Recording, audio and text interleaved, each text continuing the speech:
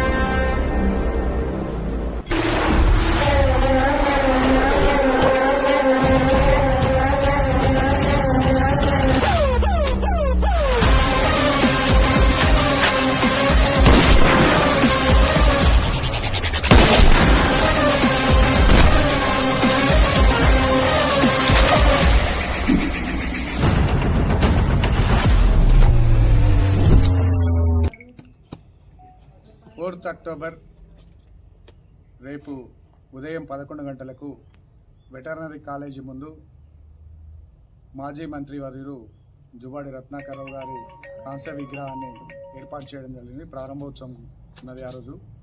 కాబట్టి దీనికి ముఖ్య అతిథులుగా మంత్రి శ్రీధర్ బాబు గారు, పొన్నం ప్రభాకర్ గారు, రాజనరసింహ గారు, ఎమ్మెల్యేలు, ఎంపీలు అందరూ కూడా హాజరవుతున్నారు. ఏదైతే విగ్రహావిష్కరణ అనంతరం ముఖాస్ ఫంక్షన్ హాల్లో సభ ఏర్పాటు చేయడం జరిగింది. నియోజకవర్గంలోని కాంగ్రెస్ కార్యకర్తలు, ప్రజలు, రైతులు, సోదరులు అందరూ కూడా మహిళలందరూ కూడా హాజరై కావాలని కోరడం జరుగుతుంది.